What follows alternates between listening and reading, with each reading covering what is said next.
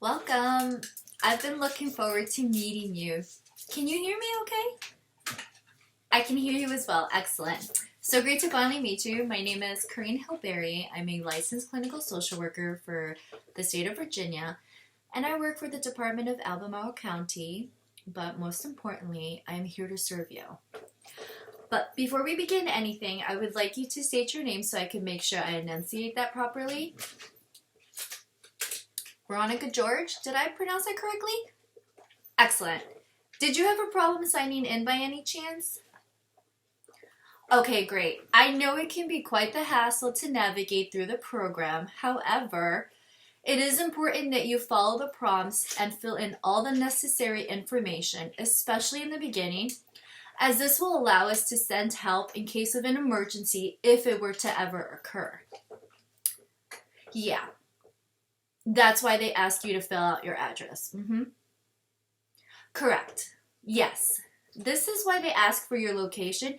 It's just a precautionary measure that we like to take in case something were to happen during our sessions. We can send help. Yeah, I find that patients who understand the program and how it works are more likely to follow it and fill out the information correctly. Yeah, that's why we do it. Okay, perfect. So, now that we got that out of the way, I wanted to ask if you were able to read and sign the paperwork sent to you via email earlier this week. You did? Excellent. Well, since this is our first session, I would like to talk about some of that paperwork, as well as make sure you have a good understanding on how this works and what it means for our working relationship. Is that okay? Okay. I want to start off by reassuring you that this is a safe place. During our sessions, you can feel free to talk about anything that's on your mind without ever feeling any bias or judgment on my part. We're both working together to build our relationship because I need you to be able to feel comfortable enough to trust me with your concerns and know that your privacy is very important to me.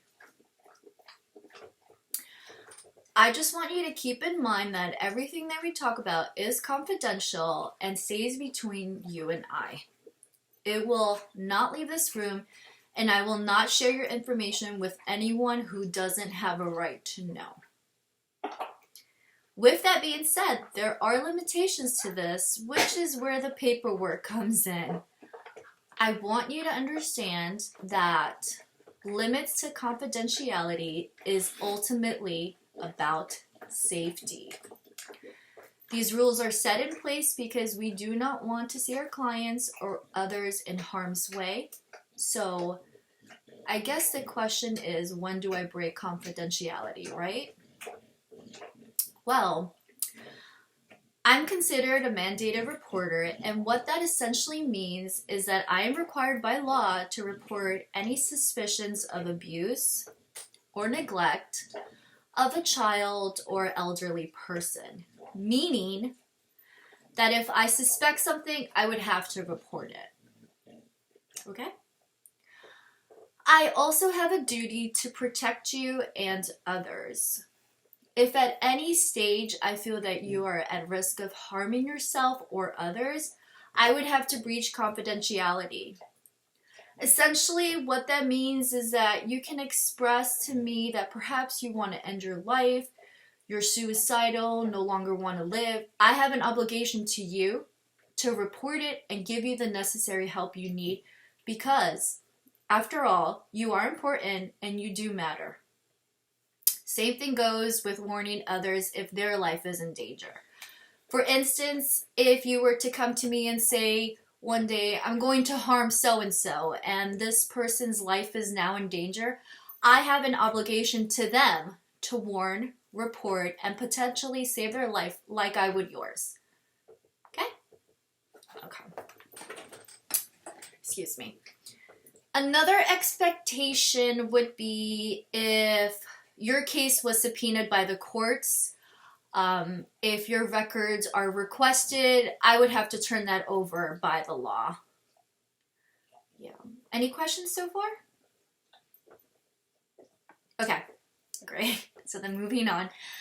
Another thing I would like to point out is that if I have to talk to my supervisor about your case, I'll make sure to keep it anonymous if I can and just share details about what I'm working on and what their thoughts are. Also, I would like to reassure you that I will discuss all this with you first and beforehand, and the only time I will share personal information about you outside of my agency is when you have signed a release of information giving me permission to communicate with someone else about your therapy. What this essentially means is it's just a document that you would sign giving me permission to share information with people who may have a related interest in your affairs. Sure, I can give you an example. So, for instance, let's say you would like me to speak on your behalf to an individual regarding something that we're working on in therapy. You would fill out paperwork, put limitations to what I can share and what can be shared, and allow me to communicate with what you permitted. Any questions? Okay, good. And it's perfectly fine to not have any questions at the moment, but please feel free to contact me, leave me a voice note, or just bring it up the next time we see each other. Well, it looks like we're approaching the end of our session, and I would like to make sure we hit everything before we go. Is there anything else we need to touch on before we discuss scheduling? Okay.